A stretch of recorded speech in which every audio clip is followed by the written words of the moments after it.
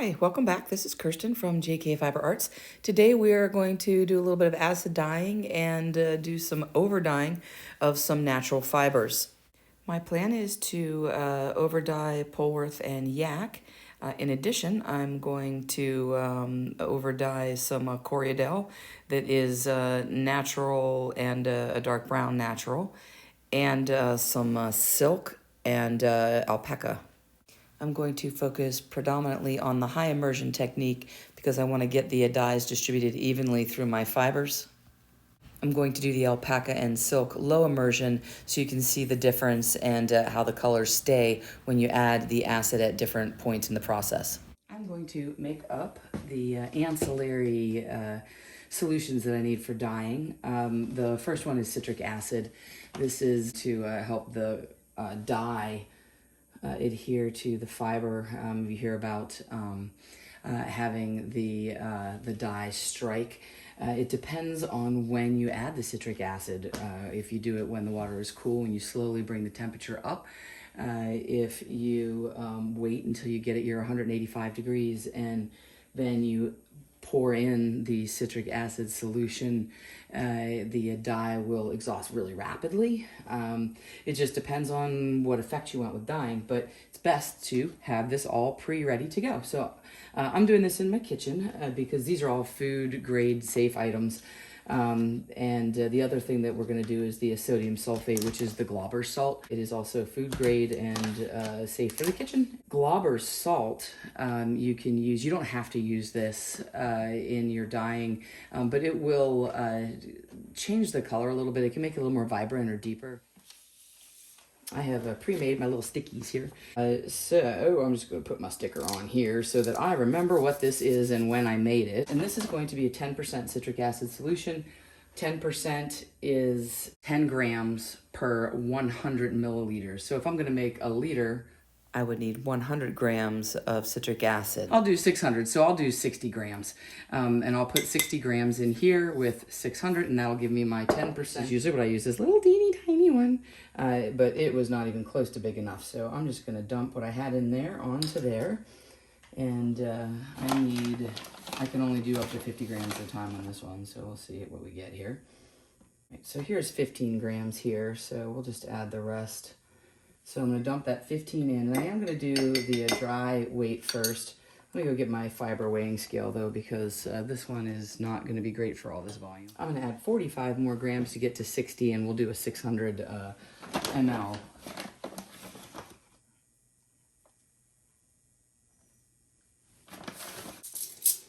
So I'm going to just add the 45 in there. So now I have the 60 grams, so I'm going to just fill this up to the 600 milliliter, and then I'm going to shake it up. This is just some tap water here. It's just room temperature tap water. Find my mark, my fluid level right there.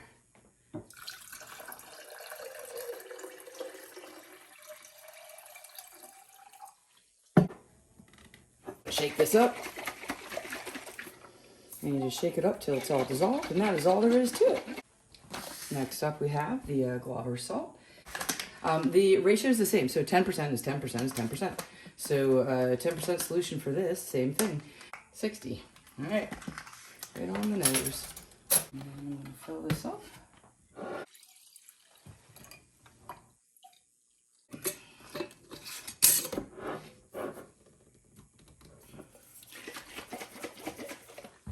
And you can see it's all kind of clumped at the bottom there. I'm just gonna, there we go, got it already. Let me shake this up. Here are my final solutions, and they will be clear. The Glauber salt, you may want to use warm water to dissolve it, and then those will be ready to use whenever you need them. Next up, we're gonna mix up the dye stock.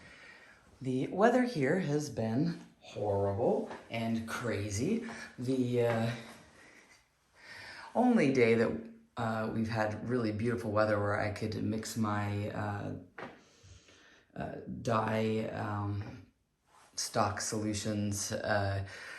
I had to work, so I missed that beautiful day. Right now it is super windy outside and around 30 degrees. It's supposed to snow tomorrow, which is a weekend, so I figured I am going to test drive my indoor dye shop. So I have my table all set up in here, and I thought I'd just go over everything that you need in order to be safe indoors and ready to mix my dye stock solutions. What I have here is gloves. I wear the thinner gloves when I'm mixing the powder just because I have better coordination, dexterity with them. When I'm actually using the dye, I have some thicker gloves that I use that protect me a little bit better from the hot water.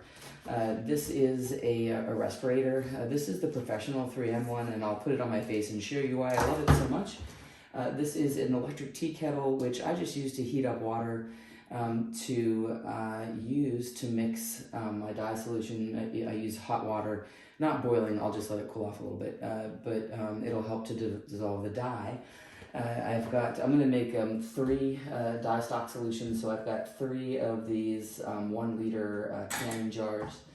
I have my sticky labels to put on the jars with the dye that I'm using and the 1% depth of shade and the date that I mix it. I've got a scale here. This is a little jeweler's scale, and I found my weight trays. Here are my little weight trays, and I can use those. And then in addition, I have paper towels, and I have a pitcher for water, and I have just some tap water in this little jug here. I use this to mix a little bit up in the jar if I need to, or these. And again, none of these items are ever going to be used for food.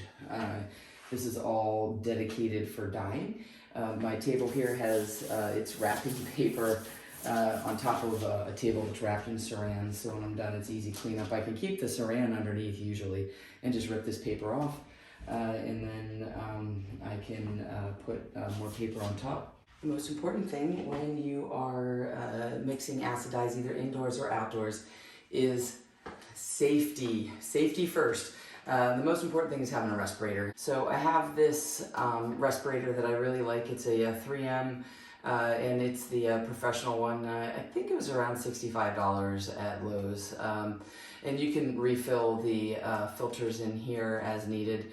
And it's pretty comfortable, and I work in medicine, and I've worn the N95s and all the stuff, and the hoods, and this is one of the more comfortable things I've worn as far as getting an excellent seal around your face. And the thing I like about this one is you can drop it down, and I can breathe and move, and it doesn't like flop around or anything, and this is how easy it is to put back on.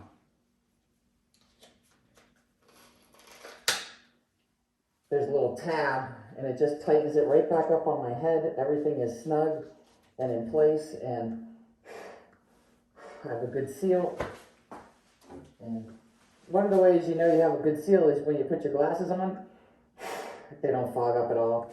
I can look down, and I can talk and breathe and move, and it just doesn't, my glasses don't fog up. That tells me I'm not getting any air pushing up under my glasses. And we're ready to go. And then when you want to take a break, all you do is there's a little tab under here, and it just pops up. And now you can hear me again. I might have to dub that part where I'm mumbling. And I might have to dub the mixing if you can't hear me. We'll see how it goes. So I am going to mix up my first dye stock solution. And a dye stock solution, they call it DOS, or depth of shade. And the standard is to make a 1%. Now, you can take that 1% and dilute it down with water, and you can either make it a 0.5%, or you could use double the amount per water and make it a 2%, and that can change your depth of color. We'll do a little experiment with that so you can kind of see the difference with the overdyeing that I'm going to be doing. Before I put my respirator on and you cannot hear me anymore, this is my jeweler's scale here, and I'm just going to tear that out, and then I have my little stickers already pre-written down, and what I'm going to do is I'm going to make up 600 mLs of each of a 1% depth of shade dye stock. And the way to do that, and this is the magic number that's important for acid dyes, which is what we're using here. Acid dyes dye protein fibers and nylon and silk. It does not dye cotton fibers. So the magic number is you want 1 gram of the powdered dye to 100 milliliters of water. And that's going to give you that 1% dye stock solution for the 1% depth of shade. So I'm going to go ahead and measure that out. I'll show you how I do that. And then I'm going to fill my bottle here to 600, which is right here. And I'm going to start by putting in the powder. Then I'm going to put in a little bit of hot water, which I heated up in my electric kettle here. And then I'm going to fill the rest of it, get that to dissolve a little bit, and then I'll fill it to the 600 mark with tap water. pH is important. I know that my tap water pH is 7, so that's fine for starting. I'm going to drop that down to a acidic level, hopefully around 3 or so, to have the fiber take this dye up beautifully. I'm telling you now because I don't think you'll be able to hear me whenever I have my respirator on. So here we go. I'm very carefully going to add my 6 grams to my weight tray here.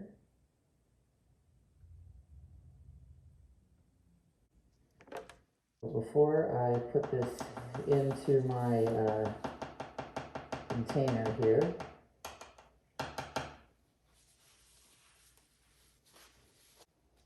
I'm going to close this up. Now I have my green, and this is the emerald. And I'll dust out because it really will go everywhere. 1 grain of this will dye a lot of things. You can see just dipping my little weight tray in there. Look how green that is. I'm going to do the same thing with my spoon. Since I'm mixing the green, I can just rinse it in here a little bit. And now I'm going to take some of this hot water. And I'm going to add some of this into here, not too much. Maybe a couple hundred there. I have this little whisk that I like to use.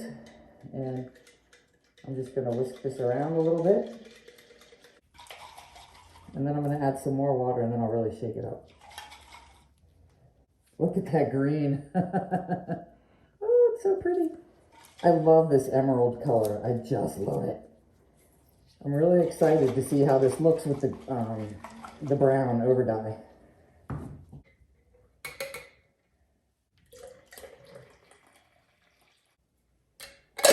Ooh, there's your mess.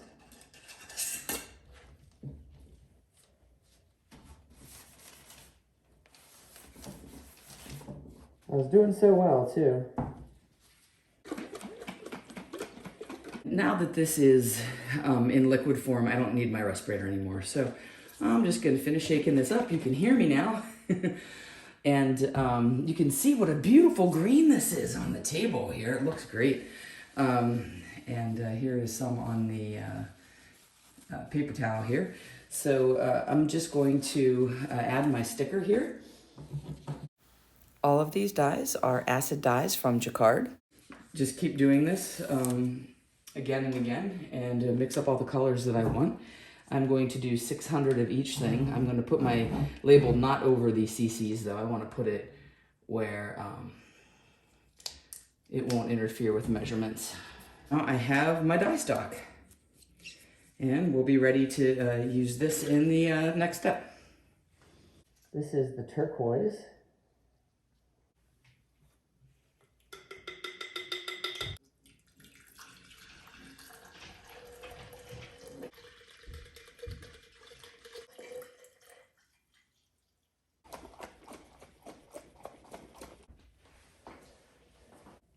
This is brilliant blue.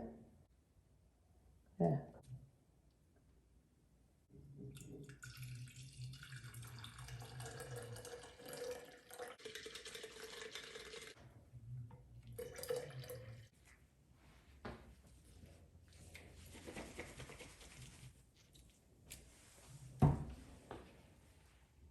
Next step, you're going to need to soak your fibers so that they will be ready to receive the dye. This typically takes like 20 or 30 minutes if you're using all protein fibers.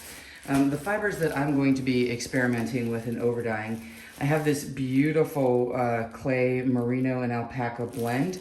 And I have 1 pound of this, but I'm just gonna work with a little bit of it for this sample test run, and then I will show you the whole thing when I decide what color I want to use.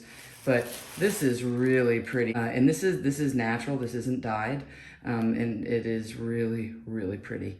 And I think it's going to take the dye up in an incredible way.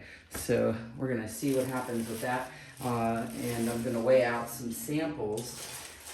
So when you pre-soak, it's cool water, room temperature, tepid, not hot, not warm, and it does not take much. This is a Coriadel natural and brown, and I think this will also take the overdye really, really nice. So I'm going to play around with this a little bit, and then oh, how could I forget?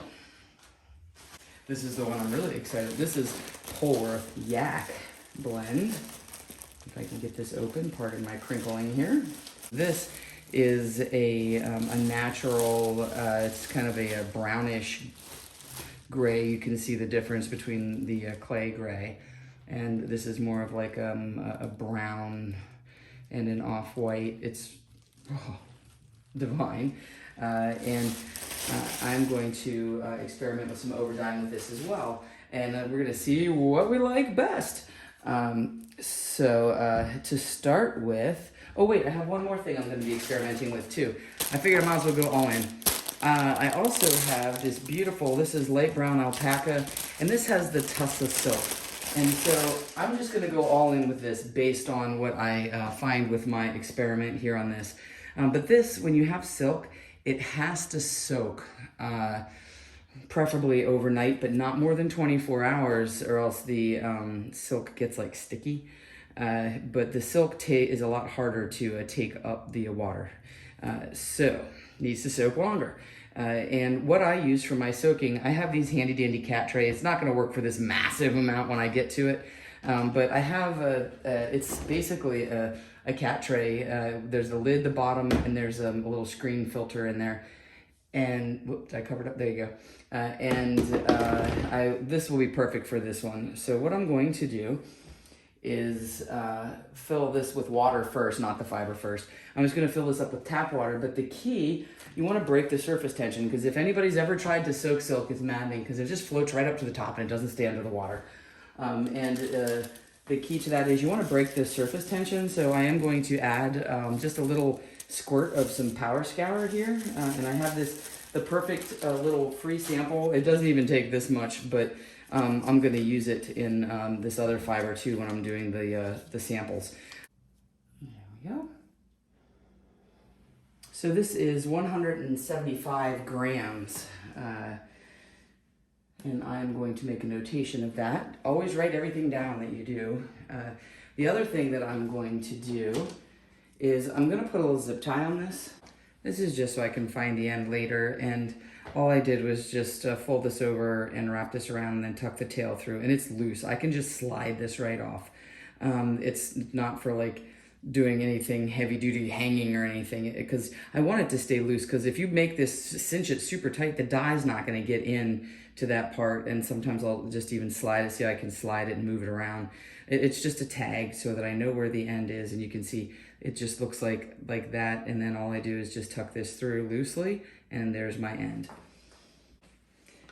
I'm going to just add a little bit here so you can see. I don't even know how much is in this package. 2 ounces. Definitely don't need 2 ounces in there. So I'm just gonna do a little glug like that, and then I'm just gonna zip this back up and save it. Get that soap in there just a little bit to break that surface tension. And then I'm just gonna put my fiber in here. And I did put my cat tray in the bottom. I did that so that when because of the soap, it'll be easier to rinse with it's in the cat tray. And again, you know how hard it is for silk. Silk just floats like nobody's business. It does.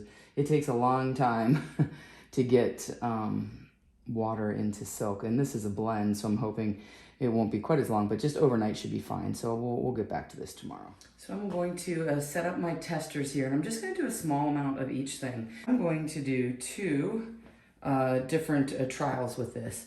And I'm just going to put it in here to soak. And again, I'm just going to use a little bit, just a touch. So, well, that's 7 grams. I was kind of hoping it would be 10 grams. That would make my math nice and easy, but I guess 7 grams will do. Next up is this gorgeous Polworth yak. I sure hope I don't screw this up. This stuff is gorgeous. But you're seeing it as I'm seeing it. So, sink or swim here. And we'll get this into soak. And I'll get those into soak for about 20-30 minutes. And I will do a little demonstration about depth of shade and using a little paper towel, and we can see, at least give us a little rough idea of what the colors might look like. Obviously it's going to change when it's on this overdyed fiber, but it'll just give us a ballpark idea. Here we have on the far left is the Corriedale dark brown and natural. In the middle is the Polworth and yak, and on the right is the clay merino and alpaca. And you want to have just enough water so that the fiber is covered. While those are soaking, we're going to just play around with a little bit of the colors. When talking about depth of shade, the base dye stock is 1%, and that's pretty standard. You can make it more concentrated or less concentrated, all based on this and how much water you add. What I'm going to do is make a half percent here, a dye stock solution, and we can kind of look at the difference. A half, you probably won't notice much, but it may be different on the dyed fiber. So this is the turquoise, and what I'm going to do is just make a little blip here. So that's what it looks like at the 1% dye depth of shade. And then I'm going to just put 10 cc's of this into my little bottle here, along with the water that I put in here. Just a drippy drop so you can see it. And now this is the 50%. And I don't think you can tell much of a difference here. A little bit, maybe I'll put it closer to it. So you can see it is a little bit lighter. As it dries, I think you'll be able to tell better. But the other thing that I want to show you here is now we can do it even lighter. So from that 0.5% dye stock, we can now make it even lighter. So I can take 10 more cc's of water into here. Now,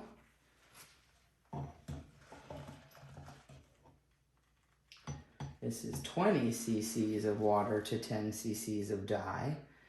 And you can see it's getting lighter and lighter. And that one is significantly lighter. So here's our original.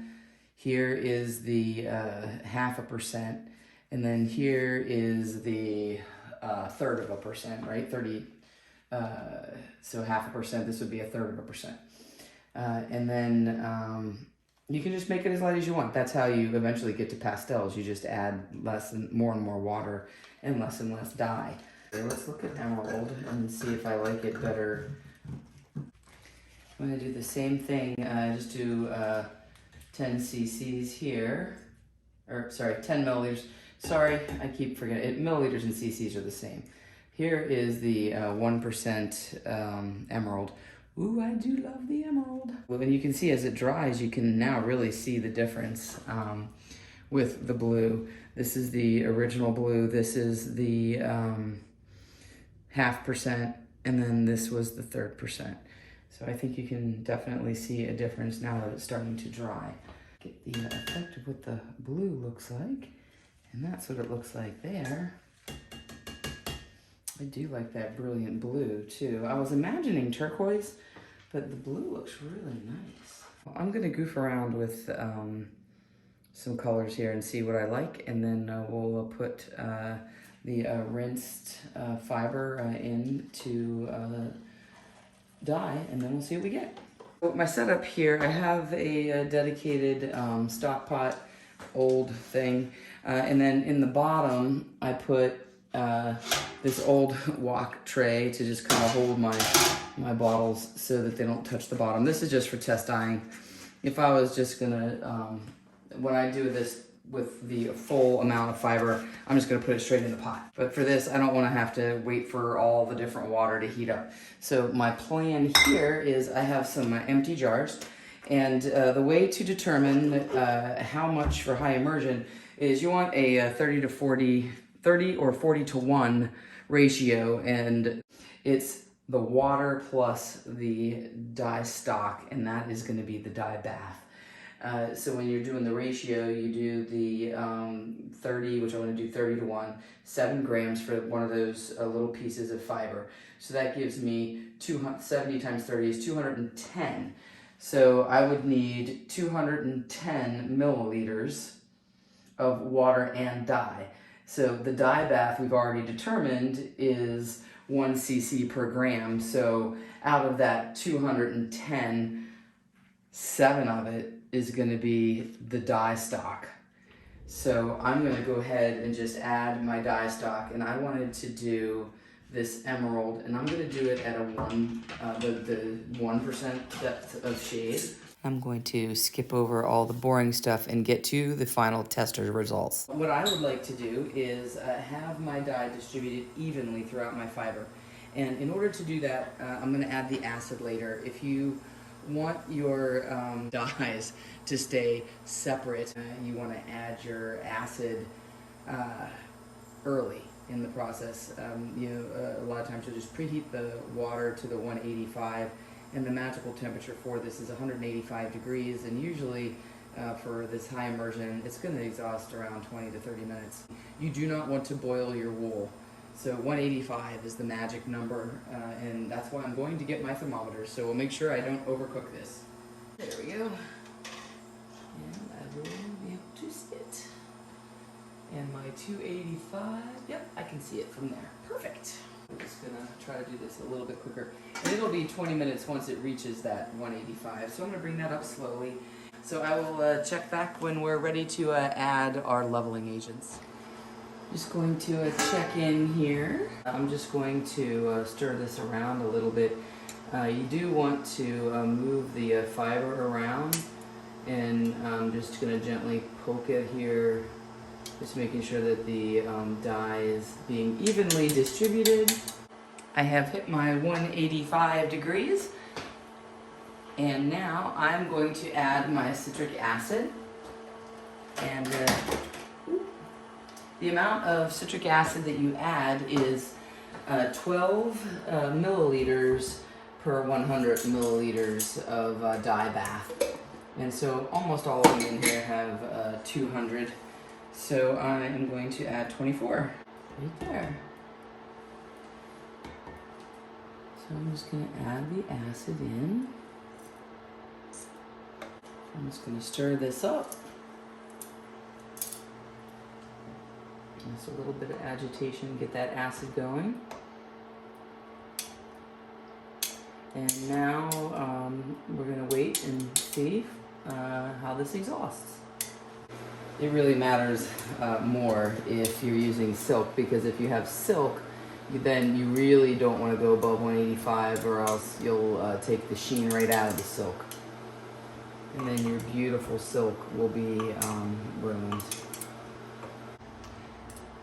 I am 16 minutes in to my 30-minute timer that I set, and something that I noticed right away, even when I was just getting ready to start my timer when I reached temperature, was that the light blue was very near exhausted. Now both of the blues are exhausted, and you can see there's absolutely no dye coming out on my tong here. And this other blue, the darker blue, which was the 1%, also totally exhausted. The green, the emerald, is still cooking. And it's getting less, you can see that. I thought I would check the pH, some pH paper here. And I'm just gonna check the pH in the dye bath that has exhausted. Well, that did not go as planned. Come out. There we go. So I am looking for a pH between like 2 and 4, and pretty sure that we got it. And that looks to be a pH of 3 right there. So we are spot on. I'm really happy about that. Let's see how it looks in the stuff that's not exhausted. Maybe I need to add a little more acid. Sometimes if your dye is not exhausting, you do need to add a little more acid. My dye is not past the point where I'd expect it to exhaust, so I'm not really thinking that I have an acid problem, but this is just something you can do to check. And then this is the other pot here. And I would say that this one is a little less acidic. It's more like a 4. So I could probably put maybe a little squirt in, so maybe I will. So I'm just gonna add a little bit more to that one, a little bit more to that one, and a little bit more to that one. So I thought I'd show you the exhausted dye here. And I thought maybe I'd just take this and suck some out so you could see that it's clear. So here it is, totally clear. And this other blue did also. It also is exhausted. Do the same thing here. Same thing. And this one also is totally clear. And that is what exhausted dye should look like. I'm just gonna let that sit overnight. It's getting a little bit late here. And I have about 3 minutes left on this one. Let's take a peek in here and see how it's coming along. Looks like it still has not exhausted. But fear not. There's a couple of things you can do if your dye doesn't exhaust. I checked my pH and my acid was a little low, so I added more acid. The other thing you can do is you can throw in a piece of wool to soak up the leftover dye if you have too much dye in there. But I don't think I have too much dye in there. And I rechecked my pH again, and it's in the range. This is still the 3, and these are both still 4. So I added a second little bit more acid to see if that would help. So I'm just gonna wait until the end of these 10 minutes, and if it doesn't exhaust, I'm gonna let it sit overnight. Usually the miracle of letting it sit overnight and it will exhaust. So here I am just over the, around the 40-minute mark, and I still don't have, it's almost exhausted, but it's not quite there. It's close. So I'm just gonna let it sit overnight. 1, it's late and I'm tired, and 2, usually it will just exhaust on its own overnight as it cools. So I am going to leave it right where it is and check it back in the morning. Here I am next morning. Let's see, I finished around midnight that last video last night. We're like 9:30ish in the morning now. My dye did not fully exhaust. You can see it's almost exhausted. Actually, this one may have. Let's see. You can hear I just turned the heat back on. Nope, that one's not exhausted either. It looked like it might be clear there for a second. So none of those exhausted. The magic did not happen overnight, so I'm just gonna add a soaker and heat this back up, and we'll be on our way. So I'm just gonna throw in a little bit of wool here and smash it down in. And that's what you can do if your dye bath doesn't exhaust here. You can just stuff one of these things in here, and it'll soak up the extra dye. And then your dye should exhaust. I'm just gonna heat it up here a little bit, and we should be good. because we know the pH was good. So I'm just gonna do that, and then we'll check it here, and we should be good. I'm gonna go ahead and just rinse and wash this. This is the 1%, and this dye is exhausted. What I'm gonna do is just collect all the dye together, and this one is the 0.5%. I'm going to collect all the exhausted dye back together because now this is acidic. I've made it a low pH. You don't want to dump that down your pipes. What I'm going to do is collect all of my dye bath, and then I'm going to add about 1/2 teaspoon of baking soda to it. That will neutralize it. And then I can dump it down the drain and it won't kill anything, including my pipes. And all of these techniques that I'm trying today, I did learn at Mary Egbert's class. She has a really awesome fiber class, so I'm not giving away all of her secrets. I'm just giving the basic numbers and all of this stuff, but there's enough here that you can absolutely reproduce this. This stuff is not a secret.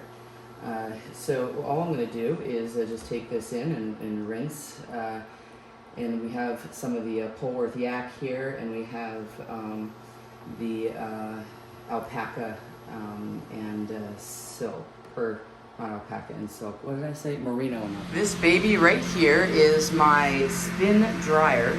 This is a gift from the fiber gods. It is amazing. You can use it inside, outside. I use it mostly to process fiber. All you do is put in your fiber. You can put your yarn in here, and it literally comes out almost dry. There's no heat, it's just spinning. There's a little tray, well, I put a little tray on the bottom. If I'm outside, I just let it run onto the ground. All it is this wonderful, well-balanced, it's not even that noisy. You let it run for 3 minutes. There's no buttons to push. When you lock the lid, it starts. All you have to do is stand by, don't let it spin for more than 3 minutes, and make sure it's balanced. I have never put such a tiny amount in, but I was impatient, and I put in the 2, or actually I guess it's 4 little samples that were in the Brilliant Blue, and I can't really see anything in there, but it's spinning around right now, and there's a little bit of water coming out the bottom, and I will show you the magic in just a second. All right, my 3 minutes are up, and I stopped it. You can see, and I wrung that out by hand, and there was not even that much water to begin with, but look at how much extra water it got out, which is interesting. And now we have a better idea, because now this is almost dry. I mean, it'll still have to be hung up to dry, but you can see, I'm going to put this up to dry. So this was the 1% depth of shade, and this is the 0.5% depth of shade on Polworth yak and the merino alpaca, that gray clay that's so beautiful. I still am not convinced that I'm doing any of these things to that beautiful, beautiful fiber. You know, it'll have little bits of variegation in it, which is what I want, because the alpaca and the merino are going to take the color differently. I kind of like this one. The 0.5% with the yak is kind of cool too. All right, let's let these dry and check and see if I have finally exhausted my dye on the greens. So this is cooled. It's almost exhausted. I don't think it's quite exhausted, but I'm done screwing around with it because it's just a tester. Oh no, wait, it did exhaust. Ha, it's clear. I couldn't even tell looking into the jar. Okay, so there we go. I just added the soaker in, and let me see if you can see that. So now it is clear, yay. All right, finally. Okay, so let's see if they all exhausted. Yep, this one's also exhausted. Sweet. All right, well now I'm a little bit happier. I was all concerned that somehow my mouth was off. I didn't think it was. All right, there we go. I have the 1%. This is the Polworth yak. Look at that. Oh my gosh, I really, really like this. I'm just gonna drop it into my spinner here. I have the, sorry, it's dripping a little bit on my floor. I prefer not to do that. And I have the Corriedale And the bark one, oh, this looks so cool. And it will still change as it dries. I'm just trying to decide whether I want to do my Corriedale with 1% or 0.5%. But I really do love this. That's a winner. I'm just gonna put this in here, turn this on, set my timer for 3 minutes, and it'll be almost dry. And see what we have. Oh, look at that. It's so pretty. Can you see that? So this is the 0.5% depth of shade here, and this is the, 1%, 0.5% depth of shade. I think I like the 1%. I'm gonna go with the 1%. And then here is the Polwarth and Yak with the green. Actually, I kind of like this too. I'm gonna have to decide if I like the blue or the green better for going forward. But the bark, I'm gonna go with the 1%. I think I like the deeper color better. But again, this isn't dry yet, so I'm gonna let this dry. Whew, that was a lot of information to get through. And we didn't even get to the main dyeing. Next time on part 2, I'll do everything full scale with the colors that I chose. Here's a little preview of what everything's going to look like. And you can see how I got these awesome results. I will see you next time when we do the Overdyeing full scale. Until then, spin happy.